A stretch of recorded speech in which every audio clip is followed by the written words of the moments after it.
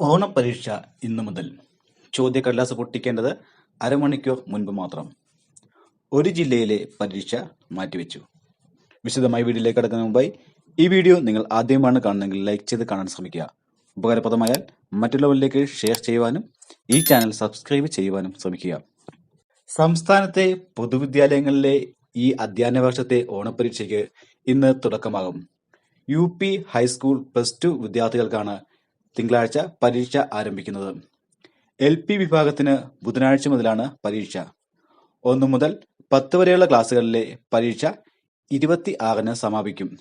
+2 പരീക്ഷ 27-നാണ് സമാപിക്കുന്നത്. പരീക്ഷാ ദിവസങ്ങളിൽ അവധി പ്രഖ്യാപിക്കുകയാണെങ്കിൽ അന്നത്തെ പരീക്ഷ 29-ന് നടക്കും. തൃശൂർ ജില്ലയിൽ ഇന്ന് തിങ്കളാഴ്ച അവധി പ്രഖ്യാപിച്ചതിനാൽ പരീക്ഷകൾ മറ്റൊരു ദിവസം നടത്തും. 1-2 ക്ലാസുകളിൽ പരീക്ഷയ്ക്ക് സമയദൈർഘ്യം ഉണ്ടായിരിക്കുകയില്ല. കുട്ടികൾ എഴുതിത്തീരുന്ന മുറയ്ക്ക് പരീക്ഷ അവസാനിപ്പിക്കാം. മറ്റു ക്ലാസുകളിൽ 2 മണിക്കൂറാണ് പരീക്ഷാ സമയം. ഓണപ്പരീക്ഷയുടെ ചോദ്യക്കടലാസ് ചോർച്ച തടയാൻ വിദ്യാഭ്യാസ വകുപ്പ് മാർഗരേഖ പുറത്തിറക്കി. പരീക്ഷ തുടങ്ങുന്നതിന് അരമണിക്കൂർ മുൻപ് മാത്രമേ ചോദ്യക്കടലാസ് അടങ്ങുന്ന പാക്കറ്റുകൾ പൊട്ടിക്കാൻ പാടുള്ളൂ എന്ന് സ്കൂളിലെ അധ്യാപകരെ അറിയിച്ചു. ചോദ്യക്കടലാസ് കൈകാര്യം ചെയ്യുന്നതിനായി ഓരോ ജില്ലകളിലും പ്രത്യേകം 3-അംഗ പരീക്ഷാ സെല്ലും സജ്ജമാക്കിയിട്ടുണ്ട്.